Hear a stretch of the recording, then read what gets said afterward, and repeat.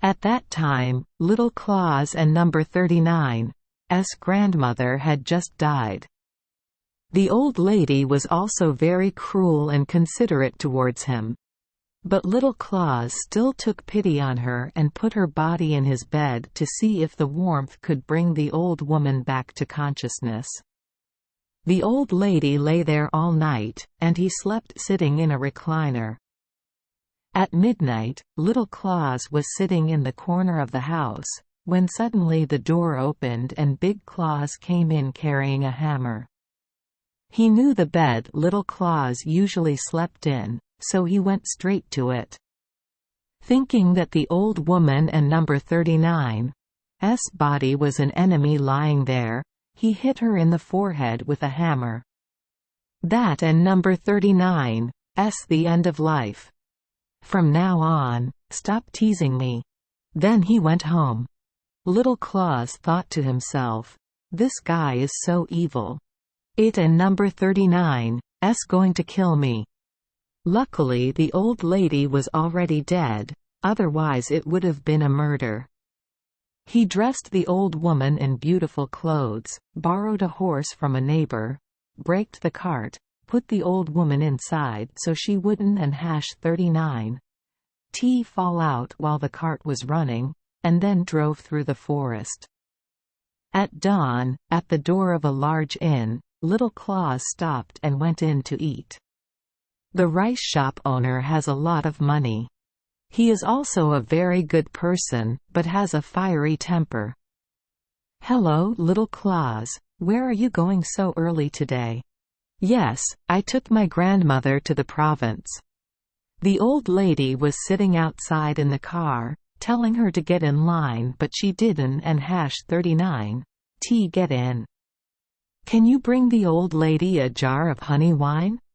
"But you have to speak louder, the old lady is seriously deaf." "Good." The shop owner brought a large jar of honey wine to the old lady who was frozen in the car. "Here and number 39's the wine bottle my nephew told me to bring to you." But the dead body did not move or say a word. "Don and number 39's, you hear?" The boss shouted even louder, "Your nephew and number 39's wine bottle you told me to bring here." He shouted again, then again.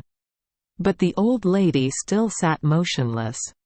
He got angry and threw the wine bottle at the old woman and number 39's face, drenching her from head to toe with wine. The old woman and number 39's body was loosely placed against the side of the car, without any straps, so it rolled over. Soldiers kill people.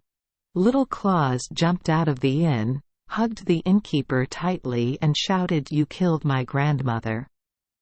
There and number 39's a puncture in the forehead. "What a disaster." The shop owner groaned and wringed his hands. "I was so angry that I was angry, but I have never been like that before." "Hey, little Claus, I and number 39's I'll give you a coin of silver and give the old lady a proper burial, just like my grandmother. Just please keep this matter quiet, otherwise I and number 39's lose my head and not play." When little Claus brought the money home, he asked the little boy to borrow a bag from Big Claus. Big Claus was surprised. "How strange. I already let it out. You have to come and see it yourself." Then he took the match to little Claus and number 39's house. Seeing that little Claus had more money, he widened his eyes and asked, "Wow. Where does so much money come from? Yesterday, you mistakenly slashed my grandmother, not me. I sold the old lady and number 39's body for a silver coin. That and number 39's pretty cool, you get money, right?"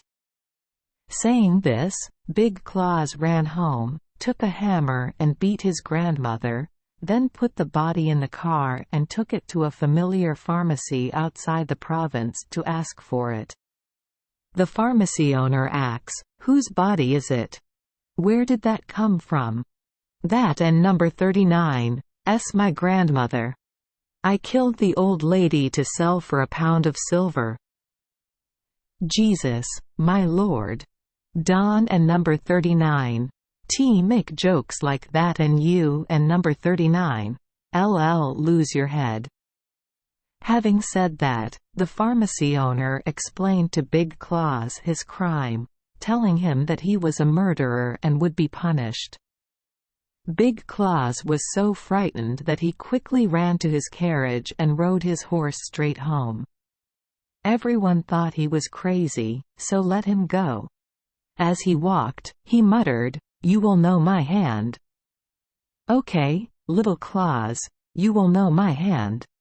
This time, as soon as he got home, he immediately took a big bag and ran to tell little Claus, "You tricked me again.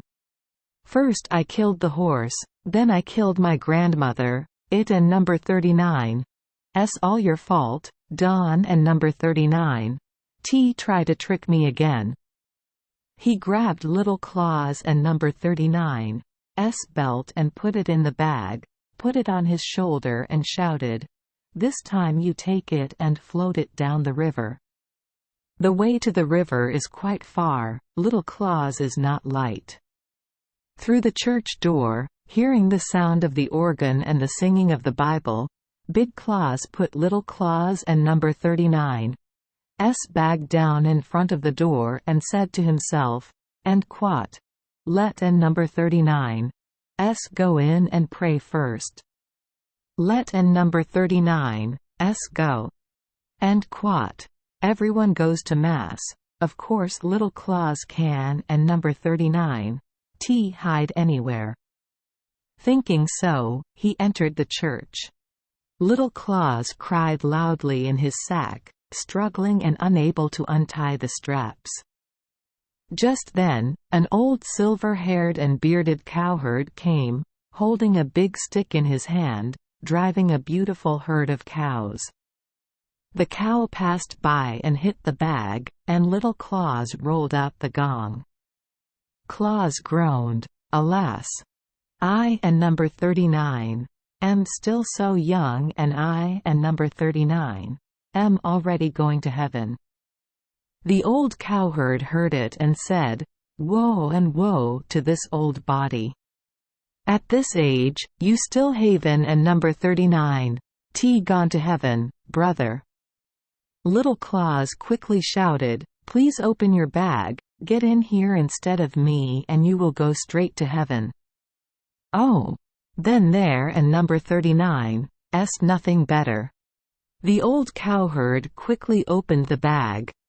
Little Claus jumped out. The old man climbed into the bag and said, "Please help me herd the cows." Little Claus tied the sack and drove the cow away. A moment later, Big Claus came out of the church, again carrying the sack on his shoulder. The sack suddenly became lighter, which was no wonder, for the old cowherd was only half as light as Little Claus. "Why is it so light? Oh, maybe it and number 39's because I just came out of church." Then Big Claus went out to a wide and deep river and threw the unfortunate old man and number 39's bag into it.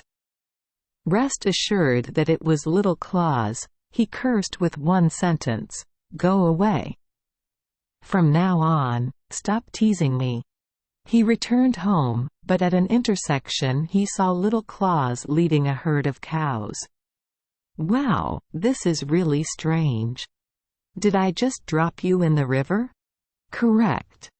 You just threw me down half an hour ago. So where did you find such beautiful cows?"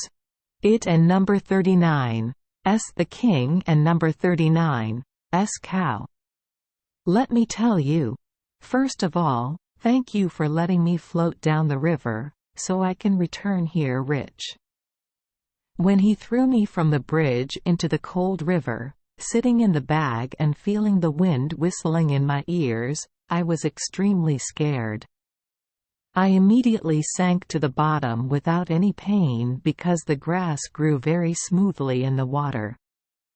As soon as it landed, the bag opened immediately, and there was a beautiful girl dressed all in white, with a blue bracelet in her loose hair, holding my hand and saying, "Is that little Claus? Is that it? First of all, I would like to give you these cows. Go another mile or so and you will see a herd of cows several times larger than this. I also want to give you that herd of cows." At that time, I knew that the river was the main road of the residence below. Following the riverbed, I reached the sea and went all the way to another river. Everything looks enchanting. There are fragrant flowers and strange grasses, and fish flying around chirping like birds. The new population is so lovely. How many animals along the roads and on the fences. Big Claus quickly asks, "So why are you in such a hurry to come up here? If it feels so good down there, I definitely won and number 39. Go up there. That and number 39. My clever talent. You and number 39. They heard what I said. The mermaid told me to go another mile the way she wanted, which was the river, and I would meet a herd of cows. That was her gift to me. But I knew that this river was winding, very scary, like an 8-trigram formation, so I went ashore, took a shortcut through the fields, nearly half a mile, and immediately found King Chi and number 39's herd of cows. Big Claus said, "You are truly lucky. If I reach the bottom of the river, will I be able to find King Chi and number 39's herd of cows like you?" "Definitely. But you and number 39 so heavy, I can and number 39 put you in a bag and carry it to the river. Please take the time to walk there and then get into the bag. I will gladly put you down. Thank you. But if I Don and number 39 get to King Chi and number 39's herd of cows over there, I and number 39 beat you to death. Honestly, I and number 39 am not playing." Then they pulled together to the river. The thirsty cows saw the water and quickly ran to drink it. Little Claus then said, "Look, they are frantically trying to get back to the aquarium." Big Claus was confused. "Help me, hurry up or I and number 39 be damned." Saying this, he crawled into an old bag and threw it on the back of a cow and added, "Put a stone in there. I and number 39 am afraid I won and number 39 be able to sink to the bottom." Even without stones, people will sink. Even though he said that, Little Claus also put a large stone in his pocket, tied it tightly and rolled it into the river. Boom! Then Big Claus fell into the water and sank immediately. Little Claus muttered as he returned home from beating the cows, "I and number 39 am afraid he won and number 39 find any cows." Thank you for joining us for today's fairy tale. We hope these stories bring joy and meaning to your day. If you love our channel, please hit the subscribe button so you won't miss any exciting tales. Wishing you a good night and sweet dreams. See you in the next story.